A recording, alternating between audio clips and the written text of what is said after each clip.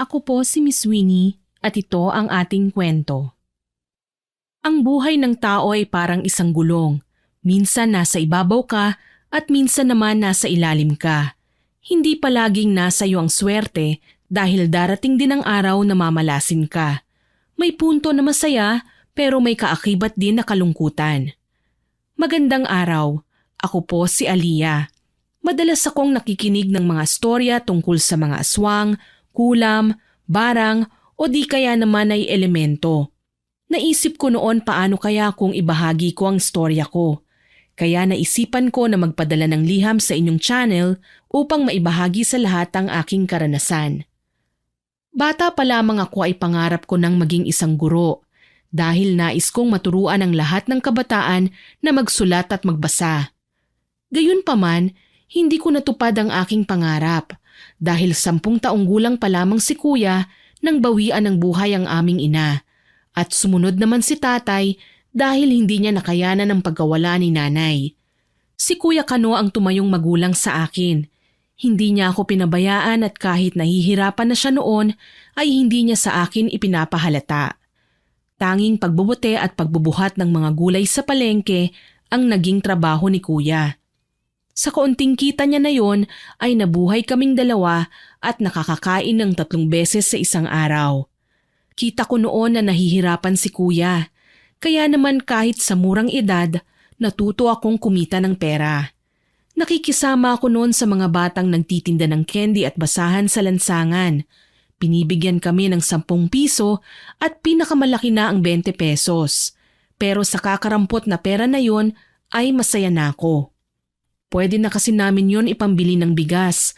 Tapos bibili lang kami ng kalahating order ng ulam at pagkakasyahin na namin yon ni Kuya.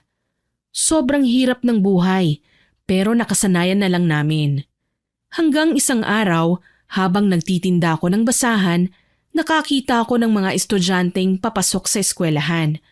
Napansin naman ni Kuya na nakatingin ako, kaya naman agad niya akong kinausap. Gusto mo bang ipasok kita sa eskwelahan?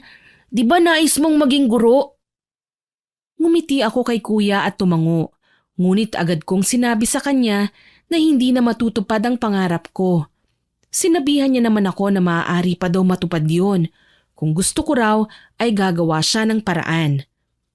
Hindi na kuya, sa pagkain pa nga lang natin sa araw-araw ay hirap na tayo. Ano pa kaya kung papasok ako?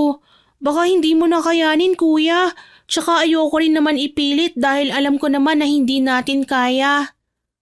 Kita ko ang pagkadismaya sa mukha ni Kuya at napayuko na lamang siya. Patawad bunso hindi ko mabigay ang lahat ng pangangailangan mo. Tanging bahay at lupa lang kasi ang naiwan sa atin nila nanay . Hindi ko rin naman kakilala yung mga kaanak natin. Hindi nga sila pumunta nung libing nila nanay . Kung hindi dahil kina Kapitana, hindi mabibigyan ng libing sila nanay. Nagningning ang mga mata ko noon at agad na sinabi ko kay Kuya ang aking naisip. Sinabi ko kay Kuya na humingi kami ng tulong kay Kapitana. Ngunit sinabi ni Kuya na nakakahiya na raw lalo na at marami nang naitulong sa amin si Kapitana. Nang mga oras na yon, hindi ko inintindi ang sinabi ni Kuya. At nang umalis siya, ay agad akong nagtungo sa tahanan ni Kapitana para humingi ng tulong. Naaawa naman siya sa kalagayan namin ni Kuya at kinuha niya kami bilang tagalinis ng kanilang bahay kapalit ng pagkain, pera at pagpapaaral niya sa akin. Labis na saya ang naramdaman ko noon dahil nakapasok na ako sa eskwelahan. Ngunit makalipas ang 1 taon, namatay si Kapitana. Ang mga anak naman niya ay hindi kami tinulungan dahil sa katuwiran na hindi raw nila kami kamag-anak. Huminto ako sa pag-aaral at hindi na ako umasa pa na makakatungtong muli sa paaralan. Nang magwastong edad na kami ni Kuya, ay agad akong naghanap ng trabaho at nakuha naman ako bilang tindera sa palengke. Nagkatrabaho kami ni Kuya at siya ay naging kargador pa rin ng mga gulay kagaya ng dati. Sobrang nagsikap kami ni Kuya at kahit na elementary lang ang natapos ko ay nagpapasalamat pa din ako dahil natuto akong bumasa at sumulat. Tinuruan ko rin naman noon si Kuya kaya pareho kaming may kaunting kaalaman. Nung nabubuhay pa kasi ang mga magulang ko, walang ginawa si kuya kundi ang magbulakbol at hindi pumapasok sa eskwelahan. Kaya nga nang mamatay ang aming mga magulang, nagsisisi siya. Gayunpaman, huli na ang lahat. Kaya naman kahit na mahirap ang buhay, nagsusumikap kami ni kuya. Maaga man kaming naulila, nagpapasalamat pa rin kami sa Diyos dahil hindi niya kami pinabayaan. Sa paglipas ng mga araw, lumalaki na ang kita namin ni kuya at naisipan namin na mag-ipon para sa hinaharap. Laking pasasalamat ko noon dahil maaga kaming namulat sa mga nangyayari sa mundo. Naranasan namin ng mas maaga ang hirap, kaya naman porsigido kaming makaahon. Hanggang sa nakaipon kami ni kuya at nagsimula kami ng maliit na negosyo. Bumili kami ng mga punla na siyang itinanim namin sa likod bahay at nang maging mayabong na ay ibinenta namin. Naibalik agad ang kapital namin ni kuya at mas pinalago pa namin yun. Sa pagdaan ng mga araw, naisipan ko na magtinda ng lutong ulam, kaya naman naging 2 na ang hanap buhay namin ni kuya. Ako ang siyang nagtitinda ng lutong ulam at si kuya naman sa mga gulay. Doble ang kinita namin ni kuya at sobrang saya ng naramdaman namin hanggang sa nabibili na namin ang aming mga gusto. Grabe kuya, tama nga ang kasabihan na kapag may tiyaga, may nilaga. Natawa si Kuya Kano sa sinabi ko at ginulo niya ang aking buhok. Wala ka bang plano na bumalik sa pag-aaral at tuparin ang iyong pangarap na maging isang guro? Nanahimik ako bigla at hindi ko akalain na itatanong sa akin ni kuya ang bagay na yon. Agad ko naman na sinagot ang kanyang tanong at sinabi ko sa kanya na hindi na ako pwede pang mag-aral, lalo na at matanda na ako. Natahimik naman si kuya at sinabi sa akin na kung nais ko lang naman na maging mas maayos ang aming buhay. Nirespeto naman ni kuya ang desisyon ko at sinuportahan niya ako sa aking nais. Sa pagdaan ng araw, palagi nang dinudumog ang aming mga panindang lutong ulam at gulay. Sariwa kasi ang aming paninda at masarap naman ang lutong ulam. Marami kaming naging suki at ang tinubo namin sa aming paninda ni kuya ay inipon namin. Hanggang sa nakakuha kami ng maliit na pwesto at doon na namin inilagak ang aming mga paninda. Sobrang saya ko dahil dati, pangarap lang namin ni kuya na kumita ng malaking halaga at magkaroon ng negosyo gaya ng iba. Hindi ko akalain na matutupad ang lahat ng yon. Labis kaming nagpapasalamat ni kuya sa Diyos dahil hindi niya kami pinababayaan at nananatili kaming matatag. Nanggaling man kami sa walang-wala, ngunit nagawa namin na makaraos at makaahon kahit papaano sa paghihirap na aming dinanas. Hindi ko alam noon na makakamit namin kung ano man ang tinatamasa namin dahil hindi talaga namin lubos maisip na magagawa namin ni kuya na makarating sa kinaroroonan namin ngayon. Marami man kaming pinagdaanan na hindi maganda nung bata pa kami ay lubos pa rin ang pagpapasalamat namin dahil hindi pa rin kami pinababayaan ng may kapal. Sa pagdaan ng araw, dumami ang aming mga suki at isa na roon si Ate Tanya. Laki sa marangyang buhay si Ate Tanya, pero mas pinili niya ang manirahan sa aming lugar dahil simple lamang daw ang pamumuhay. Madalas tumambay si Ate Tanya sa pwesto namin at palagi ko siyang nakakakwentuhan. Samantalang si kuya naman ay iwas ng iwas kay Ate Tanya, kaya naman alam ko na kaagad na may pagtingin siya kay Ate Tanya. Isang araw, maagang naubos ang aming paninda. Kaya naman nagsara kami ng maaga. Pag-uwi namin ng bahay ay kaagad kong kinausap si kuya. Nung una ay nag-aalinlangan pa ako na tanungin si kuya dahil baka magalit siya sa akin, lalo na at para bang personal na yon. Ngunit nilakasan ko pa rin ang aking loob at kaagad ko siyang kinausap. Pansin ko lang kuya, parang iwas na iwas ka kay Ate Tanya. May gusto ka sa kanya no? Kitang-kita ko ang pamumula ng tenga ni kuya na palatandaan na kinikilig siya at nahihiya. Hindi pa agad na sumagot si kuya at akala ko pa hindi na siya sasagot sa tanong ko sa kanya. Ang tagal niya kasing sumagot na para bang nag-aalinlangan siya. Gayunpaman, ilang sandali ang lumipas ay bigla niya na lamang akong pinitik sa noo. Aba, manahimik ka nga, Aliyah. Masyadong disente si Tanya para sa akin. At isa pa, mukhang hindi rin naman ako papasa sa kanya. Kaya huwag ka magsalita ng ganyan at nakakaya.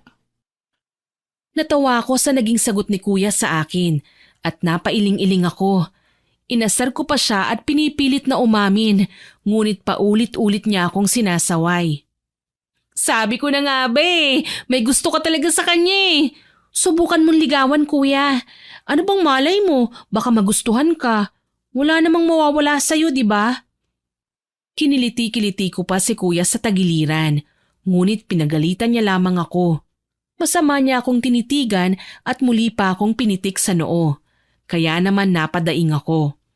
Sinabihan niya ako na wag raw akong maingay kay Ate Tanya at baka lumayo na raw yun sa kanya. Pinilit ko naman si Kuya na umamin sa akin at nagsabi naman siya ng totoo.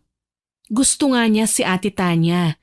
Kilig na kilig ako noon at napapatili na lang dahil sa kwentong pag-ibig ng aking kuya. Wala naman kasi akong manliligaw noon at kapag may nagtatangka naman ay agad akong pinapagalitan ni Kuya kahit na nasa tamang edad naman na ako. Masyado kasing maalaga si Kuya sa akin at palaging ako ang kanyang inaalala bago ang kanyang sarili. Minsan pa nga, sinasabihan ko siya na unahin ang sarili niya bago ako. Ngunit pinagagalitan niya lamang ako at sinabi niya sa akin na obligasyon niya raw ako. Matapos ang araw na yun ay palagi ko nang inaasar si Kuya kay Ate Tanya.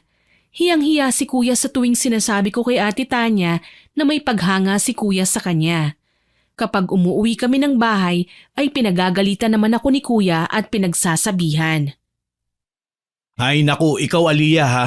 Sinabihan na kita na huwag ka magsasalita ng ganun kay Tanya. Nakakaya lalo na't maraming nakakarinig. Napasinghap naman ako at napahilamos ng aking muka dahil sa sinabi ni Kuya. Kuya, kailan ka ba kasi aamin kay Ate Tanya? Palagi na lang kasing ganyan Baka mamaya maunahan ka ng iba, bahala ka. Natahimik naman si Kuya at napailing na lamang. Hindi niya ako sinagot sa mga sinabi ko at pumasok lamang siya sa kanyang silid. Naiinip na ako noon at hindi ko na mahintay pa si Kuya na umamin kay Ate Tanya. Kaya naman sinabi ko na talaga kay Ate Tanya ng diretsyo yun. Ngunit hindi niya ako pinaniwalaan. Alam mo Aliyah, hindi ako naniniwala sa'yo. Siguro kapag si Kuya mo na ang mismong umamin talagang maniniwala ako. Mahirap nang umasa sa sabi-sabi at baka mamaya hindi naman totoo. Nanlaki ang mga mata ko sa sinabi ni Ate Tanya at nang tingnan ko si Kuya ay namumula siya. Hindi ko na nga napigilan pa ang sarili ko ng mga oras na yon at agad na binalingan ko si Kuya. Kuya, ikaw na lang pala ang hinihintay ni Ate Tanya di sabihin mo na sa kanya yung tunay mong nararamdaman. Tsaka huwag ka nang mahiya pa, tinutulungan na nga kita Natawa naman si Ate Tanya sa sinabi ko at napailing pa siya. Samantala, si Kuya naman ay pulang-pula na ang tenga at alam kong nagpipigil lamang yon sa akin. Gayunpaman kahit anong asar ko kay Kuya at pagpaparinig ay hindi pa rin siya umaamin kay Ate Tanya.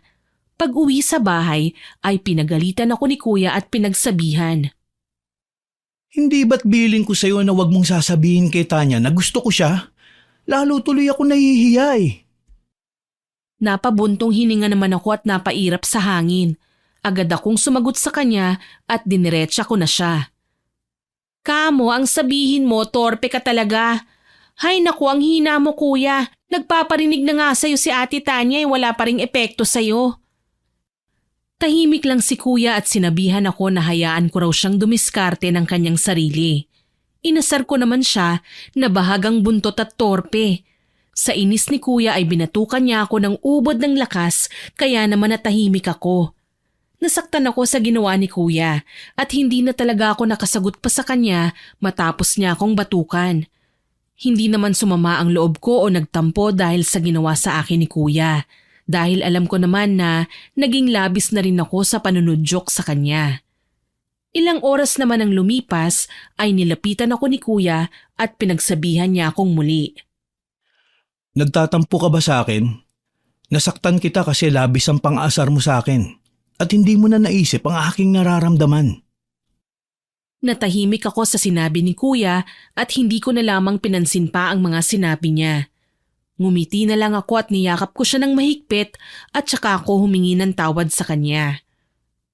Patawarin mo ako kuya sa ginawa ko ah. Gusto ko lang kasi na matulungan ka kaya naman ginawa ko yun. Pero hindi ko alam na nasusobrahan na pala ako. Ngumiti naman sa akin si kuya at sinabi niya sa akin na ayos lang yun.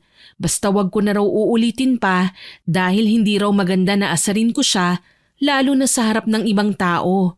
Nagmumukha raw kaming desperada at nakakatapak na daw sa pagkalalaki ni kuya. Matapos ang araw na yon ay hindi ko na inasar pa si kuya kay Ate Tanya at hinayaan ko siya sa kanyang diskarteng sinasabi. Sa totoo lang ay gustong-gusto ko na talaga na asarin si kuya at tulungan siya na ligawan si Ate Tanya. Ngunit dahil nirerespeto ko ang napag-usapan namin na magkapatid ay hindi na ako nakialam pa. Hindi ko siya pinangunahan at hinayaan ko na lamang siya. Sa paglipas ng mga araw ay nakikita ko naman na dumidiskarte na si kuya kay Ate Tanya. Tinutulungan niya si Ate Tanya kapag namamalengke at binibigyan niya ng libreng ulam. Gustong-gusto ko naman na asarin si kuya pero ayokong sirain ng kanyang diskarte, kaya naman nagpigil ako. Hanggang isang araw ay bigla na lang akong nagulat dahil sa harap ng maraming tao, inamin ni kuya ang nararamdaman niya para kay Ate Tanya. Tuwang-tuwa ako noon at hindi magkandamayaw sa kilig dahil sa mga sinabi ni kuya kay Ate Tanya. Nagpaalam din siya kay Ate Tanya na formal siyang manliligaw at pumayag naman si Ate Tanya. Hindi naman sinayang ni kuya ang binigay sa kanyang pagkakataon ni Ate Tanya. Pinatunayan ni Kuya Kano na seryoso siya kay Ate Tanya. Halos araw-araw ay dinadalaw ni Kuya si Ate Tanya sa tahanan niya at pinararamdam ni Kuya ang wagas niyang pagmamahal. Isang gabi ay naisipan kong kausapin si Kuya upang kumustahin siya tungkol sa kanila ni Ate Tanya. Bunso, napakabait ni Tanya. Ngunit para bang malihim siya. Hindi ko alam kung bakit. Basta ayaw niya lang pag-usapan ang tungkol sa kanyang pamilya at nangyari sa kanya. Napakunot naman ang aking noo sa sinabi ni Kuya at agad akong nag-isip. Kuya, bakit hindi mo siya diretsuhin? O baka naman nahihiya siya sa'yo dahil lalaki ka. Hayaan mo, kakausapin ko siya. Napangiti naman si Kuya sa sinabi ko at nagpasalamat siya sa akin. Sinabi ko naman na wala lang yon dahil kuya ko siya at kung ano ang magpapasaya sa kanya ay kasiyahan ko na rin. Matapos ang araw na yon ay naghintay ako ng pagkakataon upang makausap ko si Ate Tanya. Ngunit palagi siyang abala dahil sa mga pinagagawa sa kanya ng pamilya niya na hindi naman niya sinasabi kay kuya. Kahit ako noon ay napapaisip kung ano nga ba talaga ang negosyo nila Ate Tanya dahil hindi niya naman raw nabanggit kay kuya. Hanggang isang araw, bigla na lang nagyaya si Ate Tanya sa kanilang bahay dahil may kaunti raw na salo-salo at hindi raw kami pwedeng mawala ni kuya. Dumalo naman kami at nagdala rin ng espesyal naming putahe. Pagdating sa bahay ni Ate Tanya ay may mga bisita at sinabi niya na kaarawan daw niya. Naku naman, bakit hindi mo sinabi sa amin? Hindi tuloy kami nakapagdala ng regalo para sa'yo. Ngumiti lang sa amin si Ate Tanya at agad kaming pinapasok sa kanyang bahay. Nahiya pa nga kami ni Kuya dahil halos lahat ng bisita ni Ate Tanya ay halatang may mga kaya at mayayaman. Bumulong pa ako noon kay Kuya, ngunit hindi naman kami pinabayaan ni Ate Tanya. Ipinakilala pa kami sa kanyang ibang mga bisita at mababait naman ang mga yon. Matapos ang gabing yon ay umuwi na kami ni Kuya. At kinabukasan na lamang naming iniabot kay Ate Tanya ang regalo namin sa kanya. Naku naman, nag-abala pa kayo. Hindi na dapat kayo bumili, pero salamat ha. Napangiti si Ate Tanya nang makita ang regalo namin sa kanya. At kinuha ko na ang oras na yon para makausap siya ng masinsinan. Pumayag naman si Ate Tanya na magkausap kami at tinanong ko na siya. Anong negosyo niyo, Ate Tanya? Bakit palagi kang abala at saka wala ka bang tiwala kay kuya kaya hindi ka bukas o nagsasabi sa kanya? Natahimik naman si Ate Tanya at napakunot ang kanyang noo. Masama niya akong tiningnan at nagsalita. Sa amin na lang yun ang kuya mo at hindi ka dapat nakikialam sa usapan namin. Natahimik ako sa naging sagot ni Ate Tanya sa akin at napataas pa rin ang kanyang boses na ikinagulat ko. Agad na tinanong ko si Ate Tanya kung galit ba siya sa akin dahil sa tanong ko sa kanya. Ngunit kaagad niyang sinabi na hindi siya galit. Inulit-ulit ko pa yan sa kanya, ngunit gumiti lamang siya at ginulo ang aking buhok. Hindi naman sa nakikialam ako sa inyo, ate Gusto ko lang na hindi kayo naglilihim ni kuya sa isa't isa at sana maunawaan mo ko. Tumango naman si Ate Tanya sa akin at niyakap ko naman siya ng mahigpit. Nagsumikap si kuya at napasagot si Ate Tanya hanggang sa nagbunga ang lahat ng kanyang paghihirap dahil sinagot siya ni Ate Tanya. Sobrang tuwa ni kuya at masaya ako para sa kanya. Ngunit buhat ng maging magkasintahan sina kuya at Ate Tanya, madalas nang naglilihim sa akin si kuya. Kaya naman kinausap ko siya. Ayaw kasi ni Tanya na ipaalam pa sa'yo, lalo na at lakad namin yung dalawa. Sana naman hindi ka magtampo. Napabuntong hininga ako sa sinabi ni kuya sa akin at hindi ako makapaniwala na si Ate Tanya pa talaga ang nag-uudyok kay kuya na maglihim sa akin. Sa puntong yun ay naiinis na talaga ako kay kuya dahil ayoko talaga sa lahat ay ang masikreto at sinungaling. Alam mo kuya, para kang walang sariling utak. Hindi ba't nangako tayo na hindi maglilihim? Kung ganyan din naman, magkahiwalay na lang kayo. Napasigaw na ako ng mga oras na yun dahil sa inis at tampo na aking nararamdaman. Agad naman akong pinagsabihan ni kuya at nasampal pa niya ako sa kauna-unahang pagkakataon. Kailan ka pa natutong sumagot sa akin? Ano naman kung maglihim ako dahil kay Tanya? Masyado ka ng pakialamera at hindi na siya natutuwa. Natahimik ako sa sinabi ni Kuya Kano at hindi na lamang ako sumagot.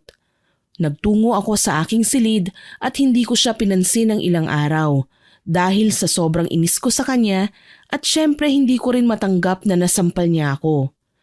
Gayunpaman, nang mapansin ni Ate Tanya na hindi kami nagpapansinan ni Kuya, ay agad siyang gumawa ng paraan. Huwag na kayong magtampuhan. Alam ko naman na ako ang dahilan kaya kayo nag-aaway Natahimik ako sa sinabi ni Ate Tanya at napasabi na lamang ako sa isipan ko na buti at alam niya. Sa totoo lang ng mga oras na yon ay nagsiselos ako sa relasyon nila Kuya at Ate Tanya. Kasi palaging sila na lang ang magkasama. Bakit kasi tinuruan mo si kuya na magsinungaling at magsikreto sa akin? Hindi ba sinabi ko sa iyo noon na ayoko noon? Agad akong inawat ni kuya nang mapasigaw na ako at natahimik naman si Ate Tanya. Hinawakan niya ang aking kamay at bigla na lamang siyang lumuhod sa aking paanan. Ipinaliwanag niya sa akin na hindi naman niya yun intensyon. Ngunit nais lamang niya na makasama si kuya nang sila lang. Nauunawaan ko naman ang kanyang nais iparating sa akin at nang mapagtanto ko na nagkamali ako ay agad akong humingi ng pasensya kay Ate Tanya. Tinanggap naman niya ang paghingi ko ng tawad at naging maayos na ang aming samahan simula ng araw na yon. 3 taon na naging magkasintahan si kuya at Ate Tanya. Sa pagiging magkasintahan nila ay marami na siyang napagdaanan. Kasama na rin ako doon. Alam ko na hindi ako perpekto dahil minsan talaga ay nagkakatampuhan kami ni kuya. Hanggang sa pinakasalan na ni kuya si Ate Tanya at biniyayaan sila ng 2 anak. Ewan ko, pero nung ikinasal silang 2 ay palagi noon naging abala si Ate Tanya. Tapos nalaman na lang namin na buntis na si Ate Tanya. Sa totoo lang may agam-agam ako noon pero sinabi ni kuya na hindi siya magagawang lokohin ni Ate Tanya. Nakonsensya naman ako sa mga iniisip ko noon kay Ate Tanya, kaya naman bumawi ako sa kanya. Samantala, si kuya naman ay palagi akong sinasabihan na lawakan ang aking pangunawa at pag-iisip kay Ate Tanya. Lalo na at noon naman ay malapit na kami sa isa't isa. Kung masipag noon si kuya ng 2 lamang kami, ngayon ay mas dumoble ang kanyang sipag. Hindi siya tumigil sa pagtatrabaho at nagbibigay pa rin siya ng oras sa amin. Bilib nga ako kay kuya dahil nagagawa niyang maiayos ang kanyang oras kahit na abala pa siya. Doble kayod si kuya dahil sinabi niya sa akin may 2 na siyang anak at ayaw niyang maranasan ng kanyang mga anak ang hirap na naranasan namin. Nais ko na nung bumukod ng tirahan dahil sabi ko nakakahiya na nakikitira pa rin ako sa bahay nilang mag-asawa, kaya ko naman na. Ngunit sabi ni kuya ay hindi naman daw balakid ang panunuluyan ko sa kanilang tahanan. Mabait naman si Ate Tanya at inuunawa niya ang mga nais ni kuya. Kaya naman kahit may asawa na si kuya, sa bahay pa rin nila ako nakitira. Nahihiya naman ako noon kay Ate Tanya, ngunit sinabi niya na ayos lamang at nauunawaan niya ang sitwasyon namin ni kuya.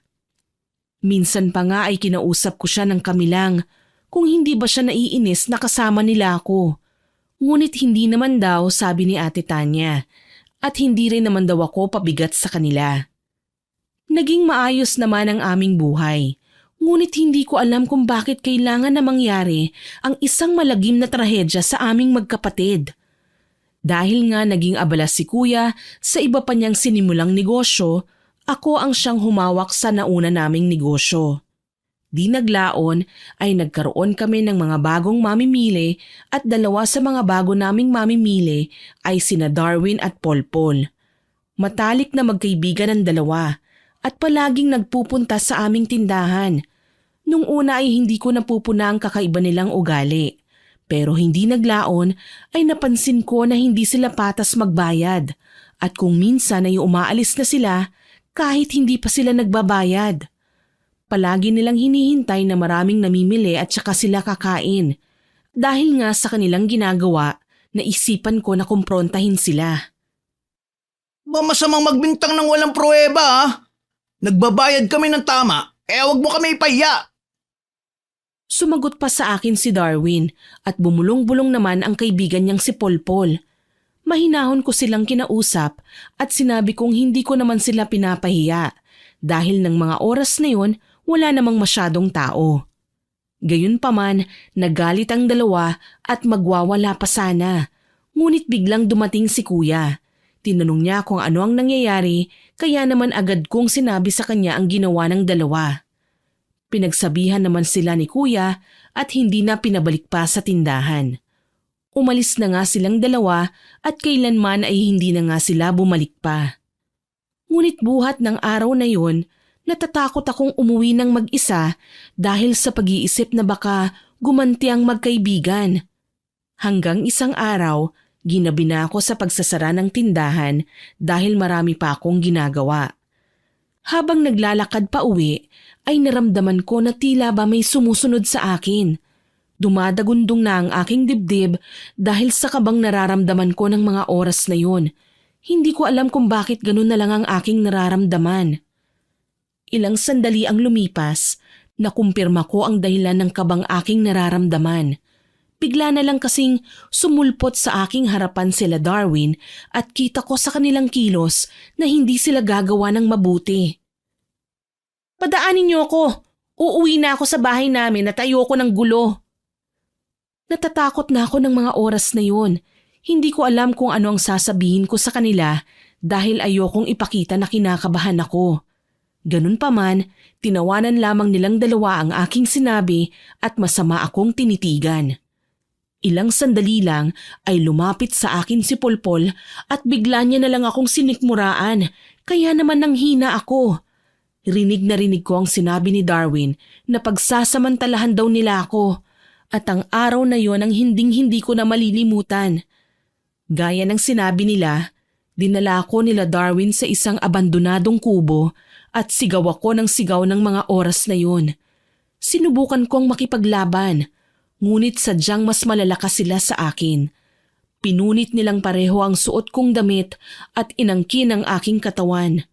Sabay pa nila akong ginamit at hindi ko na masyadong ilalahad pa ang ginawa nila sa aking pambababoy dahil napakasagwang pakinggan at hindi nyo maaatim ang kanilang ginawang panghahalay. Nang matapos na sila sa kanilang nais sa akin, ay kumuha ng bato si Polpol at ipinukpok yon sa ulo ko ng 2 beses. Matapos niyang gawin ang bagay na yon ay nawalan na ako ng malay. Akala ko noon mamamatay na ako. Ngunit laking pasasalamat ko dahil hindi ako pinabayaan ng Diyos. Nang iminulat ko ang aking mga mata, nakita ko na nasa tabing ilog ako. Sumasakit ang ulo ko at ramdam ko ang sugat na aking natamo. Kahit na nanghihina pa, pinilit kong gumapang at sumigaw ako upang humingi ng tulong. Minuto lamang ang lumipas ay may tumulong sa akin na mag-asawang matanda. Dinala nila ako sa ospital at agad na tinulungang ipaalam kay kuya ang nangyari. Ilang oras ang lumipas ay dumating si kuya at niyakap ako ng mahigpit. Iyak ako ng iyak at kinuwento ko sa kanila ni Ate Tanya ang nangyari. Mga hayop sila, walang kasing sama. Huwag kang mag-alala, Aliyah, kakasuhan natin sila. Niyakap ako ni Ate Tanya at pinakalma. Ngunit si kuya, tahimik lang ng mga oras na yon. Ngunit ramdam na ramdam ko ang kanyang galit. Pagbabayarin ko sila sa kanilang ginawa sa iyo, bunso. Sisiguraduhin ko na pagsisisihan nila ang kanilang ginawa. Pinagsabihan naman ni Ate Tanya si kuya na huwag magpadalos-dalos at hayaan na lamang na ang batas ang siyang maningil sa kanilang ginawa sa akin. Sinabi naman ni kuya na wala siyang gagawin na masama, kaya naman napanatag kami ni Ate Tanya. Hanggang isang araw, si Ate Tanya lamang ang dumalaw sa akin sa ospital at sinabi niya na may pinuntahang lakad si kuya at susunod na lamang daw siya. Nung una kampante pa ako, ngunit nang mapansin ko na tila ba hindi mapakali si Ate Tanya ay nagsimula na rin akong mag-alala. Sabi kasi ni Ate Tanya, susunod raw kaagad si kuya sa kanya at yun ang sinabi sa kanya ni kuya nung dalawin ako. Ilang oras pa nga ang lumipas, ngunit hindi pa rin dumarating si kuya. Kaya naman tinawagan na siya ni Ate Tanya. Ilang minuto pa bago sinagot ang tawag at nanlaki ang mga mata ni Ate Tanya nang marinig niya ang boses mula sa kabilang linya.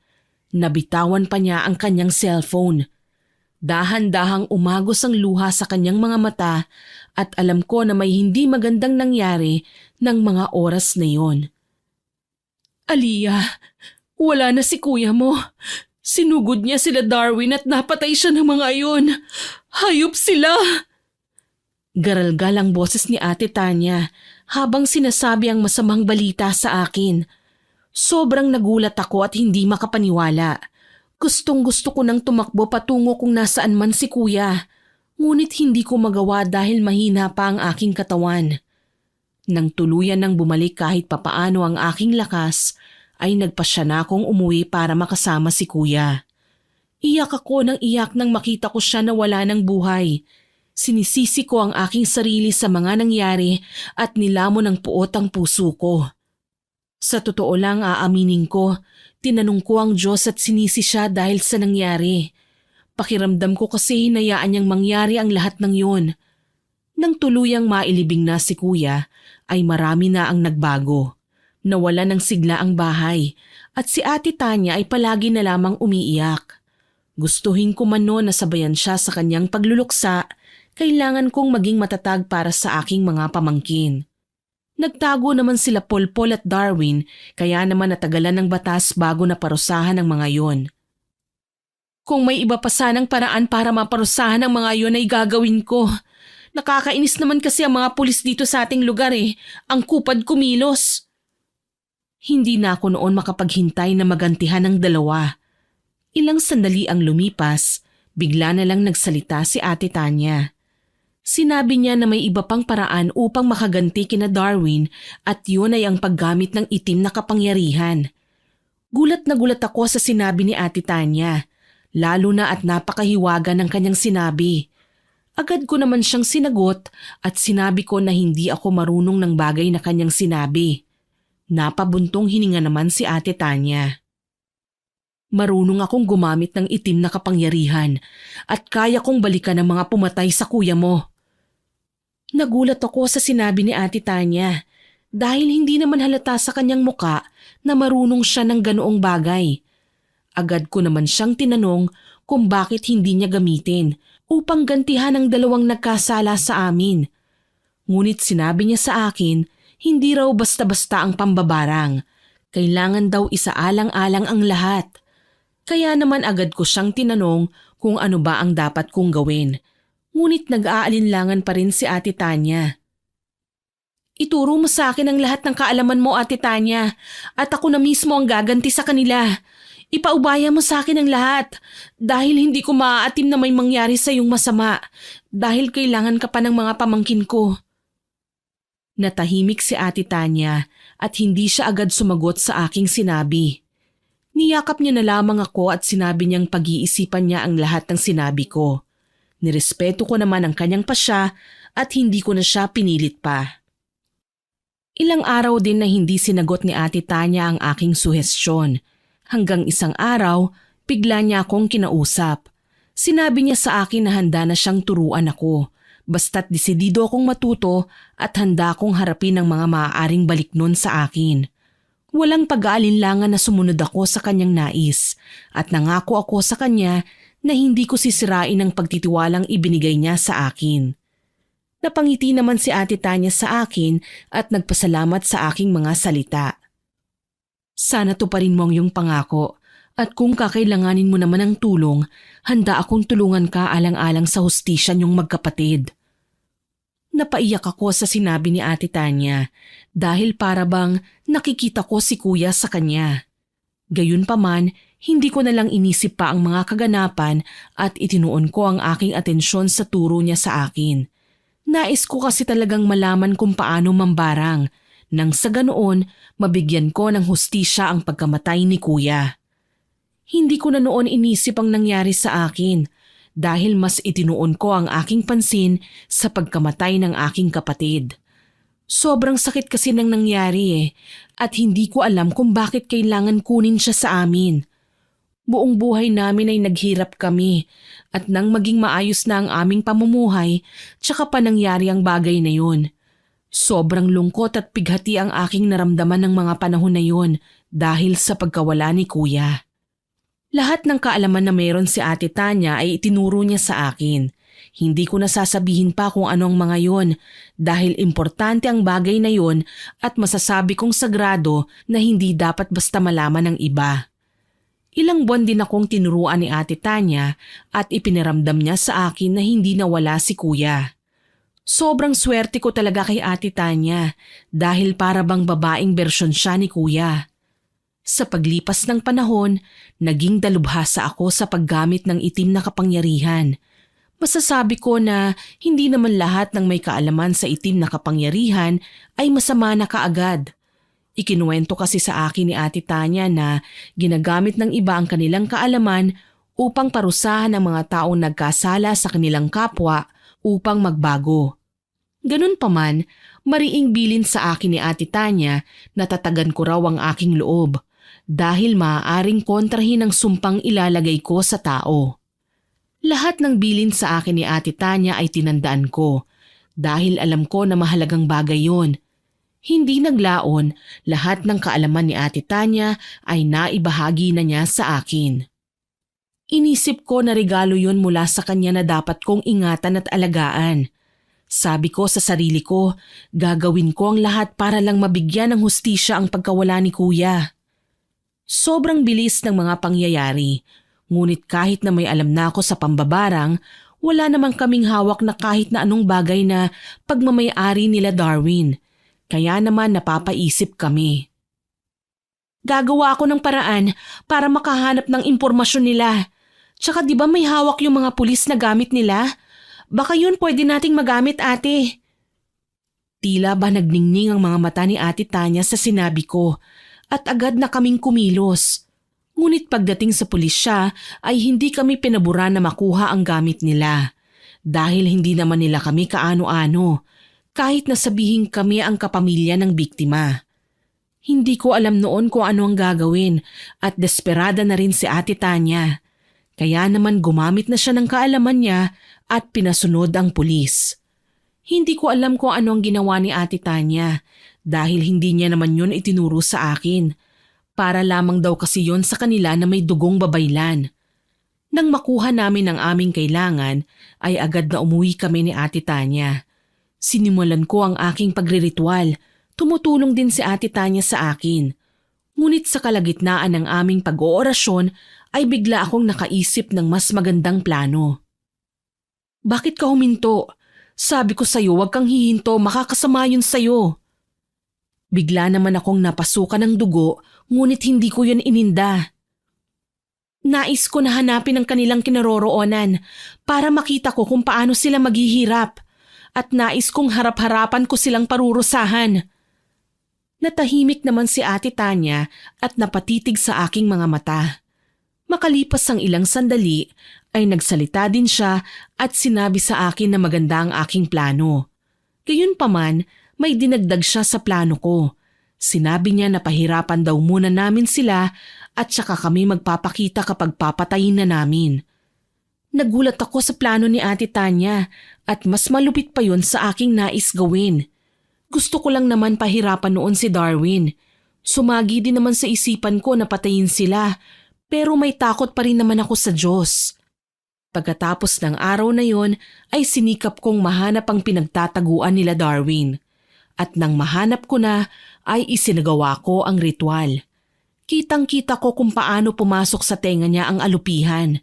Napadaing pa siya, ngunit agad din naman na nakalabas ang aking alaga at nagtungo sa akin.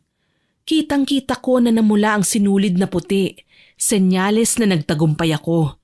Parehong naging pula ang dalawang sinulid at agad akong umuwi ng bahay. Ipinakita ko kay Ate Tanya ang mga sinulid at tuwang-tuwa naman siya. Ayos, nagtagumpay tayo. Ngayon kailangan na lang nating maging maingat sa ating mga kilos. Sumang-ayon ako sa sinabi ni Ate Tanya at pinagbutihan kong maigi ang aking ginagawa upang hindi ako magkamali. Matapos ang araw na yon, gabi-gabi ay dinadasalan ko ang aking alagang insekto at mas lalo kong pinahihirapan sila Darwin. Hindi ko na ilalahad kung anong orasyon ang aking ginagawa dahil sagrado nga yun. Makalipas ang 3 linggo ay nagtungo ako sa tahanan ni Darwin upang magmasid at nanlaki ang aking mga mata dahil may albularyo sa kanilang bahay. Dali-dali akong umuwi at sinabi ko kay Ate Tanya ang aking nalaman. Mabilis naman na kumilos si Ate Tanya at tinulungan ako upang matalo ang albularyo. Sa totoo lang, nahirapan pa kaming dalawa dahil malakas din ang albularyo. Sumuka na nga ako ng dugo at lumabas na ang dugo sa aking ilong. Ngunit hindi nagpatalo si Ate Tanya. Wala siyang humpay sa kanyang pag-oorasyon at sinabayan ko naman siya hanggang sa natalo namin ang albularyo. Sobrang saya ang aming naramdaman dahil nagtagumpay kaming matalo ang manggagamot. Ganun pa man, segundo lamang ang lumipas, bigla na lang akong nawalan ng malay. Nang magising ako ay laking gulat ko dahil puno ng usok ang paligid. Kaya naman napatayo kagad ako. Tinanong ko naman noon si Ate Tanya na nasa tabi ko. Anong nangyayari, Ate Tanya? Bakit nababalutan ng usok ang paligid? Napatingin naman si Ate Tanya sa akin at agad niyang inabot ang isang baso na may laman na hindi ko gusto ang amoy. Maayos na bang pakiramdam mo? Mukhang hindi kinaya ng katawan mo kanina ang ginawa ng albularyo. Pero huwag kang mag-alala dahil hindi ko pababayaan na mapahamak ka. Sige na, inumin mo na yan upang mabilis na bumalik ang iyong lakas. Napatango na lamang ako sa sinabi ni Ate Tanya at ininom ang kanyang inabot sa akin. Nalasahan ko naman yun at napakapait kaya naman halos masuka ko. Ngunit tiniis ko na lamang ang lasa upang bumalik kaagad ang aking lakas. Ilang araw din akong mahina at nakahiga lamang sa kama. Ngunit dahil sa pag-aalaga sa akin ni Ate Tanya, ay mabilis akong gumaling. Laking pasasalamat ko dahil nasa tabi ko siya at hindi niya ako pinabayaan. Nang tuluyan ng bumuti ang aking pakiramdam, ay bumalik na ako sa pag-oorasyon. Ramdam namin na mahina na ang aming pinarurusahan. Kaya naman, pinlano ko na kung paano ko papaslangin ang 2 pumatay kay kuya. Pero bigla na lang namatay ang alaga kong insekto. Senyales yon na nagtagumpay ang taong binabarang ko na malabanan ng sakit na nilagay ko sa kanya. Inis na inis ako noon at sinisisi ko ang aking sarili sa nangyari. Ngunit kaagad akong pinakalma ni Ate Tanya. Ganun pa man, hindi lang doon natatapos ang kamalasan sa aming buhay. Bumalik ang sakit na ginawa namin ni Ate Tanya. Ngunit hindi sa amin, kundi sa aking pamangkin na noon ay maliliit pa. Aligaga kami ni Ate Tanya dahil sa nangyari. Kaya naman sa halip na maituon ang atensyon namin sa pambabarang sa dalawa ay nahinto kami. Umuwi agad ng probinsya si Ate Tanya at ipinagamot sa kanyang kaanak ang dalawa niyang anak. Sumama naman ako dahil hindi rin talaga ako makakampante hanggang sa gumaling ang aking mga pamangkin. Para bang nabunutan ako ng tinik sa aking lalamunan nang malaman ko na maayos na ang pakiramdam ng aking mga pamangkin. Mabuti na lang nagawang magamot si Diana, pati na rin si Bunso. Kinabahan talaga ako eh. Buwisit sila Darwin, nagawa pa nilang makontra at maibalik ang nilagay natin na sakit sa kanila. Pinakalma ako ni Ate Tanya at sinabi niya sa akin na babawi kami. Lalo na at tinuruan siya ng bagong pamamaraan ng pambabarang.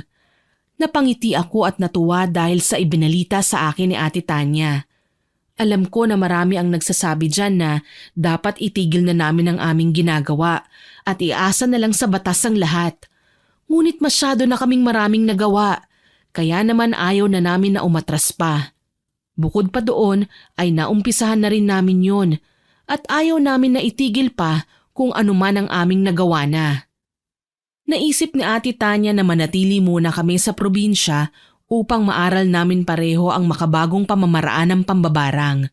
Sobrang desidido kami ni Ate Tanya noon na mapatay sila Darwin dahil nadamay na rin kasi ang mga bata.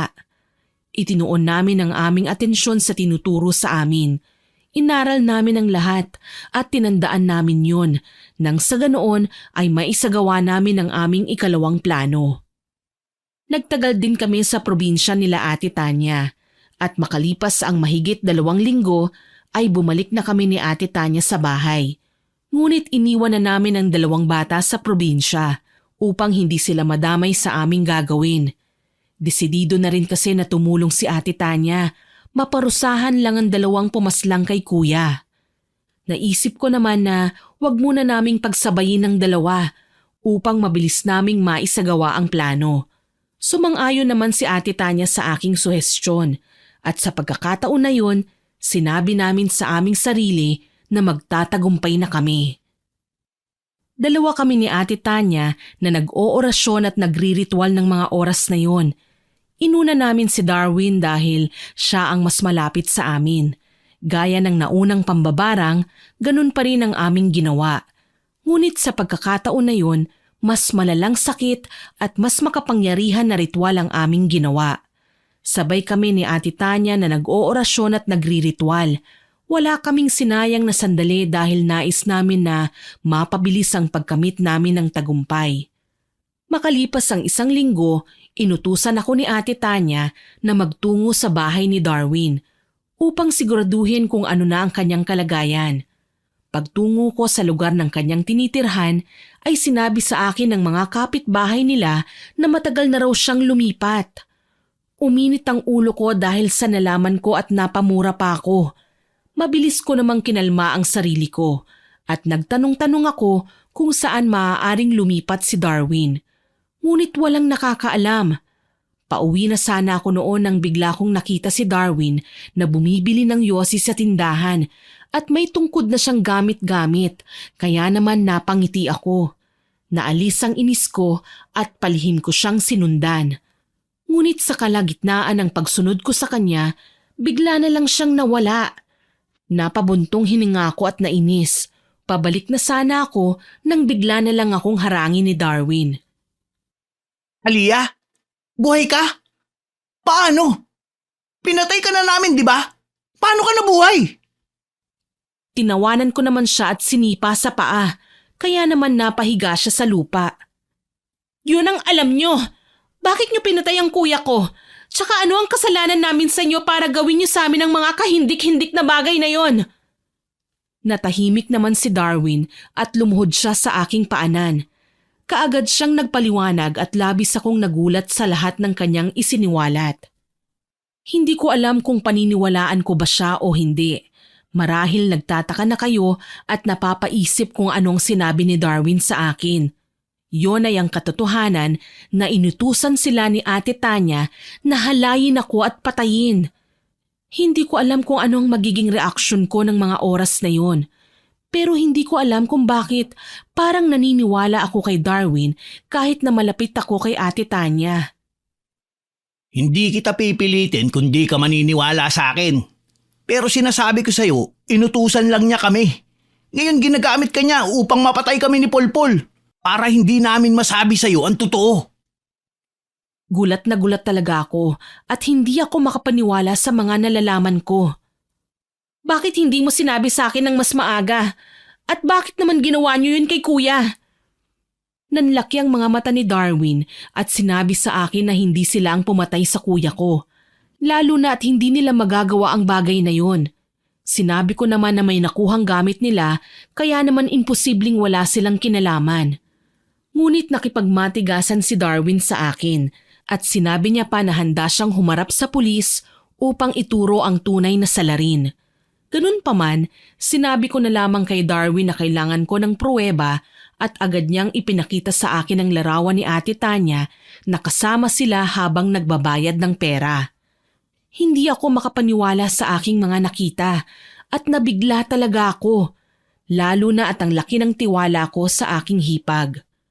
Napatanong pa ako kay Darwin kung ano ang motibo ni Ate Tanya para gawin sa amin ang mga kagimbal-gimbal na bagay na yon. Ngunit nagkibit-balikat lamang si Darwin. Kinuha ko ang lahat ng impormasyon ng mga taong pumaslang kay kuya at hindi ko sinabi kay Ate Tanya na nakita ko si Darwin. Pag-uwi ko sa bahay, hindi ko alam kung paano ko haharapin si Ate Tanya dahil sa aking mga nalaman. Pakiramdam ko kasi noon, nagsasabi talaga ng totoo si Darwin. Ngunit hindi ko pa siya lubusang pinaniniwalaan dahil hindi pa ako kumbinsido sa lahat ng kanyang sinabi at ipinakita sa akin. Anong ginawa mo? Bakit ngayon ka lang? Nakita mo ba si Darwin? Ano, tagumpay ba tayo? Pinilit kong maging kalmado sa mga oras na yon at hindi ko ipinahalata sa kanya na may alam na ako. Agad na sinabi ko kay Ate Tanya na lumipat na si Darwin ng tirahan at hahanapin ko na lamang ang bago niyang pinagtataguan. Nakumbinsi ko naman siya at sinabi pa niya na magpahinga na ako. Sumunod lang ako noon kay Ate Tanya. Ngunit sa tuwing may pinapainom siya sa akin ay nagkukunwari lamang ako na iniinom ko yon. At pagtalikod niya ay agad ko yung tinatapon. Buhat kasi nang sinabi sa akin ni Darwin ang lahat ng yun, hindi na ako nagtitiwala pa kay Ate Tanya. At sa tuwing mag-oorasyon ay palagi akong umaalis at sinasabi ko na lamang na hinahanap ko ang tirahan ni Darwin.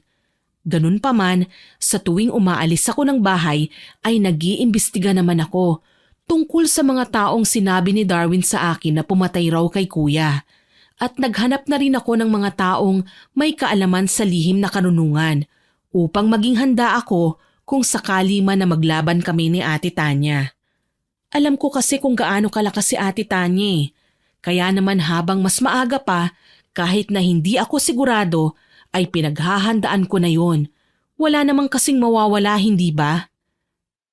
Alam ko na marami ang nagsasabi sa inyo na bakit ko paniniwalaan ang taong gumahasa sa akin.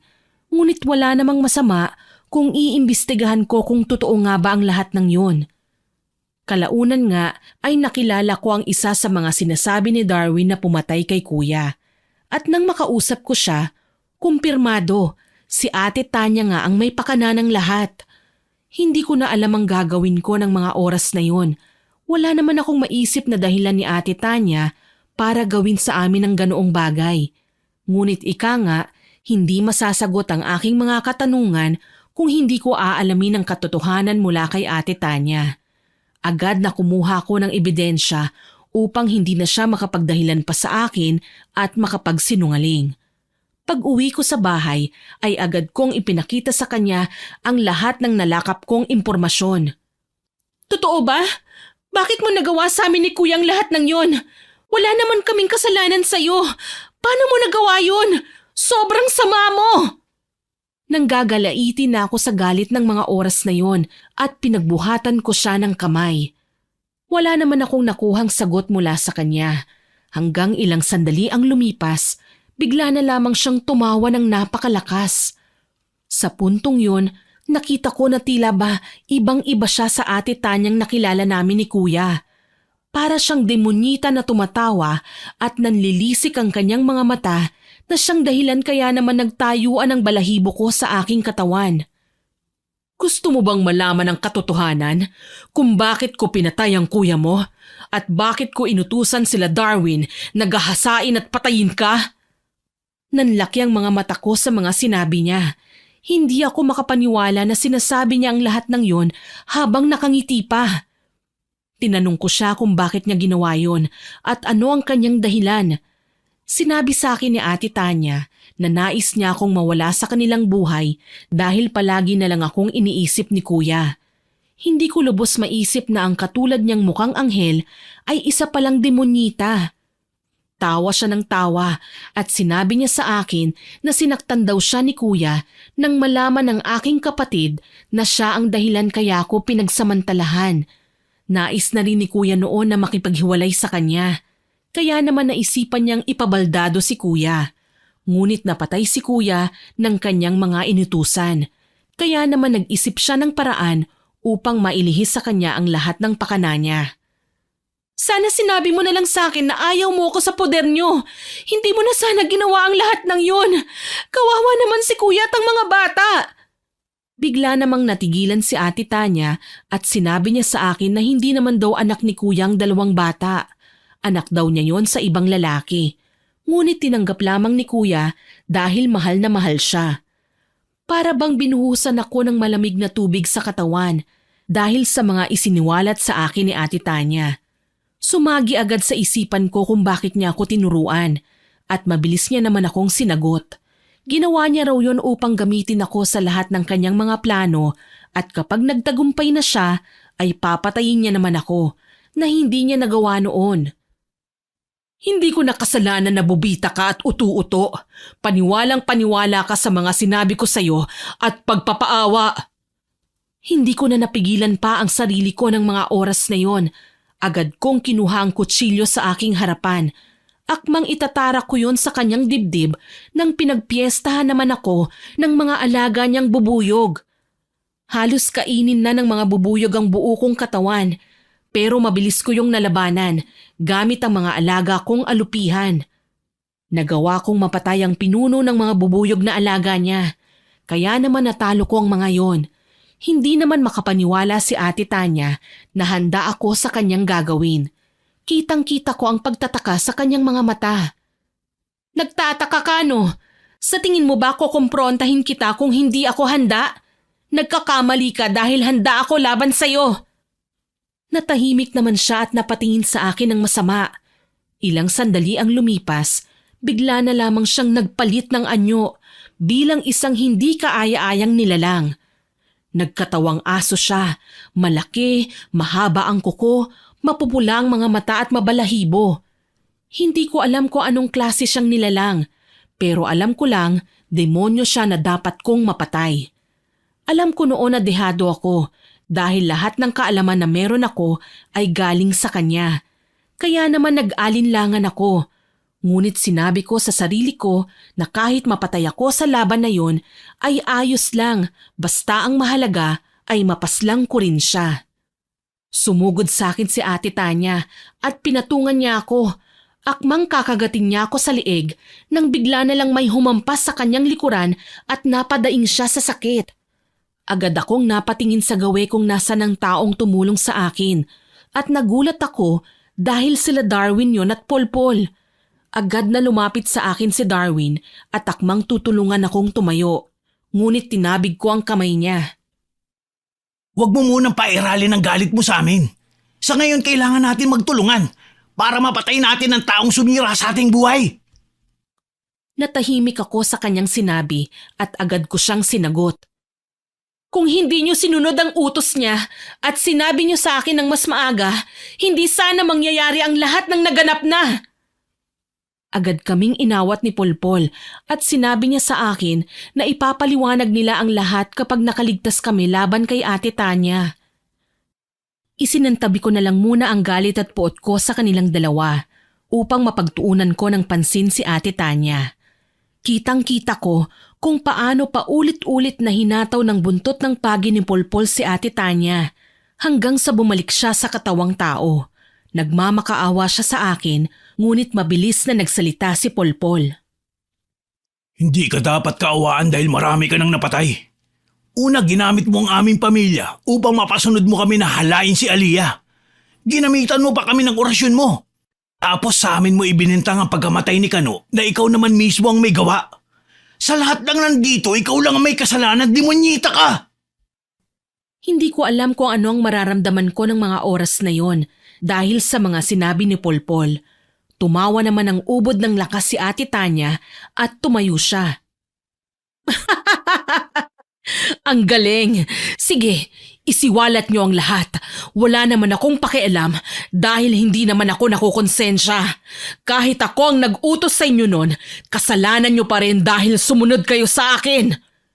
Sinagot naman siya ni Darwin at sinabi niya na ginamitan sila ni Ate Tanya ng itim na kapangyarihan upang sumunod na tanging aswang at mambabarang lang ang nakakaalam. Nang araw na yon ay isiniwalat din ni Polpol na isang aswang si Ate Tanya at nagpapanggap lang siyang bata at maganda. Pagbabalat kayo lang pala ang nasa likod ng maamo at malaanghel niyang muka.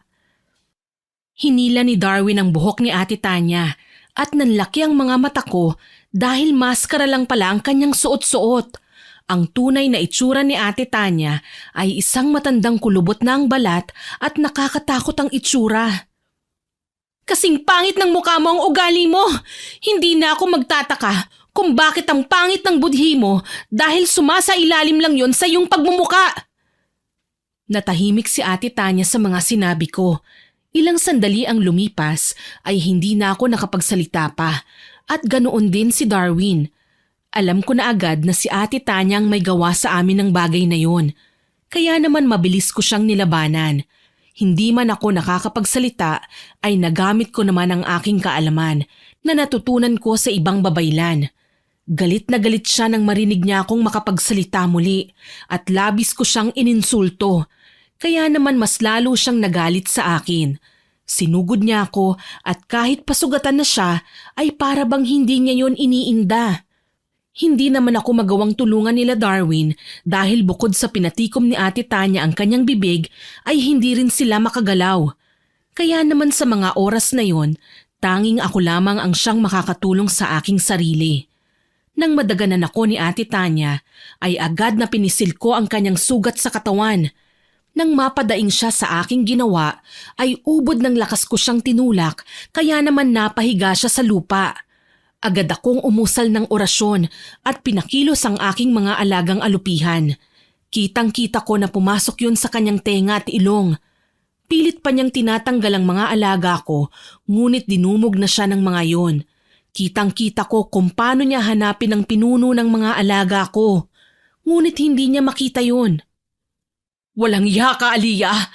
Sa tingin mo magagawa mo kong matalo? Kahit kailan hindi mangyayari yon. Manigas ka! Ikaw ang papatayin ko, kasama ng 2 hampas lupang ito! Galit na galit siya sa mga oras na yon, ngunit alam ko na kumikilos na ang aking mga alaga sa kanyang katawan. Hinihintay ko na lamang na lumabas ang mga yon. Ngunit ilang sandali ang lumipas, paglabas ng aking mga alaga ay inapakan yun ni Ate Tanya, kaya naman bahagya akong nanghina. Hindi ko naman pinahalata sa kanya ang nangyari at mas ginalit ko pa siya dahil nais kong makita kung ano pa ang mga kaya niyang gawin. Ilang sandali ang lumipas, bigla na lamang akong napaluhod dahil sa kanyang ginawang orasyon. Hindi naman ako nagpatalo at nilabanan ko siya. Kita ko ang pagkagulat sa kanyang mga mata at agad akong umisi sa kanyang harapan upang mas mainsulto siya. Sa tingin mo ba hahayaan ko na hindi aralin ang lahat ng kaalaman na meron ka? Nung nalaman ko ang totoo kay Darwin, agad akong naghanap ng taong may kaalaman sa panggagamot at lihim na karunungan. Pinaghandaan ko ang araw na ito! Gulat na gulat siya at muli akong sinugod. Ngunit agad akong umusal ng orasyon upang hindi siya makagalaw. Sinambit ko ang dasal at pinapasok ko sa loob ng kanyang katawan ang pinuno sa mga alaga kong alupihan. Pilit man niyang nilalabanan ng aking orasyon, hindi niya magawa dahil malakas ang aking ginawang ritual. Hindi mo ako mapapatay! Kayo ang papatayin ko! Matapos niyang sabihin ng mga katagang yon ay bigla na lang siyang nangisay sa lupa at lumabas naman ang alaga ko. Kitang-kita ko kung paano bumula ang bibig niya at paglabas ng dugo sa kanyang ilong. Hindi ako makapaniwala na nagawa ko siyang malason sa pamamagitan ng aking alaga. At muli namang nakagalaw sina Darwin at Polpol. Sabi ko sa iyo, Aliyah, inosente kami ni Polpol. Oo, nakilala mo kami bilang masasamang tao. Ngunit buhat nang makausap kami ng kuya mo, nagbago na kami. Nagpaliwanag sa akin si Darwin at ganun rin si Polpol. Gayunpaman, hindi ko pa rin sila lubusang napapatawad dahil may kasalanan pa rin naman sila sa akin. Akala ko noon tapos na nang mailagay ko ang lason sa katawan ni Ate Tanya.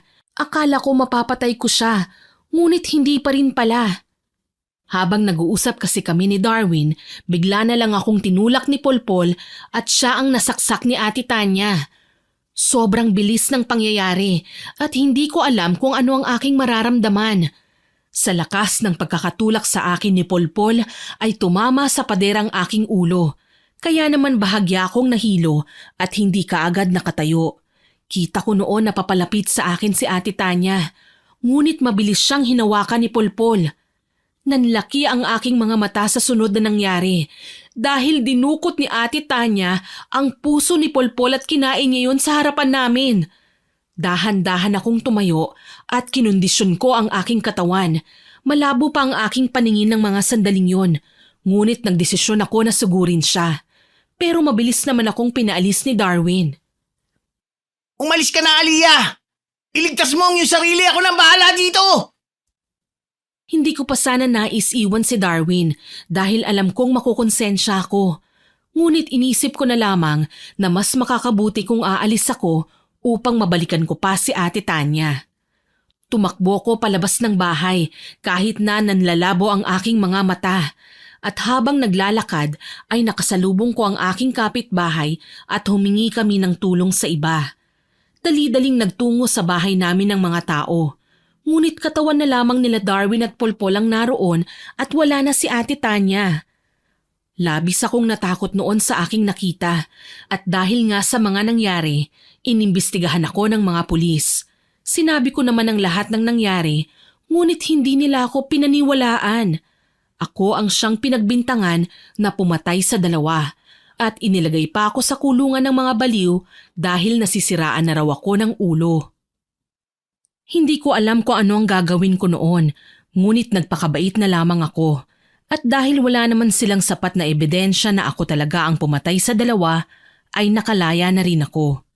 Akala ko noon makakapagsimula na ako ng bagong buhay, pero paulit-ulit kong naaalala ang mga nangyari. Kaya naman sa isip ko noon, hindi pa tapos ang lahat. Kailangan kong mapatay si Ate Tanya at mabawi ang aking mga pamangkin. Lumapit ako sa mga kakilala kong albularyo at babaylan. Tinulungan nila akong hanapin ang kinaroroonan ni Ate Tanya at nagkaharap nga ulit kaming dalawa. Aba, nakalabas ka na pala sa kulungan ng mga baliw? Ang lakas naman ng loob mo na humarap pa sa akin, samantalang tinakasan mo sila Darwin. Paulit-ulit niya akong ininsulto, ngunit walang pakundangan kong sinaksak ang kanyang leeg ng punyal na hawak-hawak ko. Nagulat siya sa aking ginawa, ngunit binunot niya lamang ang punyal at sinakal ako. Iniangat niya ako sa ere at binitawan. Ramdam ko ang tila ba pagkabali ng aking buto sa likod, pero mabilis akong tumayo at umayos. Nasaan ang mga pamangkin ko? Ilabas mo sila! Babawiin ko ang mga pamangkin ko! Tumawa naman siya at agad na pinakita sa akin ang isang timba. Halos bumaligtad ang aking sikmura nang makita ko ang katawan ng dalawa kong pamangkin na pinira-piraso. Nakilala ko lamang sila dahil sa kanilang ulo na nakahiwalay na rin sa kanilang katawan.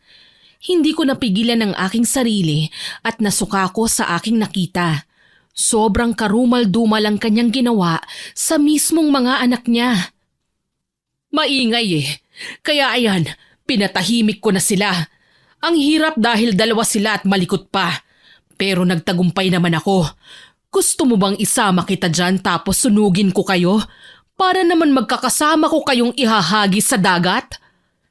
Parang baliw na si Ate Tanya ng mga oras na yun at kinuha pa niya ang ulo ni Diana at ginawa niya yung bola. Wala kang kasing sama! Ano naman ang ginawa sa'yo nila Diana at mismong anak mo ay pinatay mo? Demonyo ka talaga! Natahimik ako at hindi ko man lang nagawang lapitan ng aking mga pamangkin dahil sa karumal-dumal na kanilang sinapit sa kamay ng sarili nilang ina. Para bang nanghihina ako dahil sa nakita ko. Hindi talaga ako makapaniwala na magagawa niya yun. Oh, ano naman kung anak ko sila? Bunga lang naman sila ng pang-aalipusta sa akin. Akala ko nga magbabago na ang aking buhay nang makilala ko ang kuya mo. Pero dahil sa'yo, nagkandaletse-letse din ang lahat. Sinipa ako ni Ate Tanya at sinuntok sa sikmura. Hindi ko nagawang manlaban sa kanya ng mga oras na yon dahil masakit pa rin sa akin ang nangyari sa dalawa kong pamangkin. Wala man lang akong nagawa para ipagtanggol sila sa demonyita nilang ina. Hindi ko alam kung ano ang gagawin ko noon. Sa halip kasi na lumakas ang aking loob ay lalo lamang akong pinanghinaan. Siguro naman kung nasa sitwasyon ko kayo ay ganun din ang inyong mararamdaman. Hindi ko man sila kaano-ano at kadugo, nakasama ko naman sila ng matagal at naging mahalaga sila at parte ng buhay ko. Gayunpaman, huli na ang lahat para sa aking pagsisisi. Ngunit ilang sandali ang lumipas, tila ba merong nagsalita sa aking liig na lumaban ako at iganti ko ang lahat ng naging biktima ni Ate Tanya. Hindi ko alam kung sino yon. Ang inisip ko na lang na baka paalala sa akin yon ng aking kuya. Dali-dali akong tumayo at kinuha ang punyal. Umusal ako ng orasyon at habang hindi siya makagalaw ay sinulit ko na ang oras na yon. Wala na akong sinayang pa na pagkakataon at sinaksak ko siya ng paulit-ulit sa puso at leeg. Sa huling saksak ko sa kanya, nagawa niyang mahawakan ang aking kamay at itinarak niya sa aking balikat ang punyal. Mabuti na lamang dumaplis lamang yon at hindi niya ako napuruhan. Tinulak ko si Ate Tanya at pinisil ko ng sobrang higpit ang kanyang sugat. Kaya naman napasigaw siya at nanghina sa aking ginawa. Nang mapaupo siya ay sinipa ko siya at inapakan sa kanyang sugat sa dibdib. Sa pagkakataon na ito, hindi ko nahahayaan pa na ikaw ang manaig sa labanan na ito. Sa dami ng kasalanan mo sa akin, hindi na ako papayag pa na makaligtas ka at manalo. Kulang ang impyerno sa iyong kasamaan. Natahimik si Ate Tanya. Dinadaing niya na lamang ang kanyang sugat sa dibdib na tinatapakan ko. Kinuha ko ang buntot pagi na daladala ko at paulit-ulit ko siyang hinampas sa katawan. Sigaw siya ng sigaw. Hindi ako tumigil ngunit sinuntok niya naman ang paa ko. Pero hindi ko yun ininda. Nang madampot ko ang punyal ay itinarak kong muli yon sa kanyang dibdib. Hindi lang yun, nagawa kong laslasin ang kanyang leeg dahilan ng kanyang mabilis na pagkamatay. Binuhusan ko ang katawan niya ng gasolina at sinindihan yon upang masigurado ko na wala na talaga ang demonyong sumira sa aming buhay. Walang nakakaalam ng pagtutuos namin na yon at inilihim ko na lamang ang mga nangyari. Matapos ang araw na yon, nagsimula akong muli. Ibinenta ko ang bahay dahil hindi ko na maaatimpa na tumira doon. Ang perang napagbentahan ko sa bahay at lupa ay ginamit ko para sa pagbabagong buhay. Masakit man para sa akin na ibenta ang bahay na pinamana sa akin ng mga magulang ko, ay wala na akong pagpipilian dahil ayoko nang maalala pa ang mga nangyari. Sa kasalukuyang panahon, meron na akong sariling pamilya. Mas ginagamit ko ang aking karunungan ngunit hindi para manakit, kundi para manggamot ng mga taong nangangailangan. Hanggang dito na lamang po ang masugid niyong tagapakinig, Aliyah. Naway nagustuhan niyo ang aking binahaging kwento. Ako po si Miss Winnie na nagsasabing hanggang sa muli at salamat sa inyong pakikinig.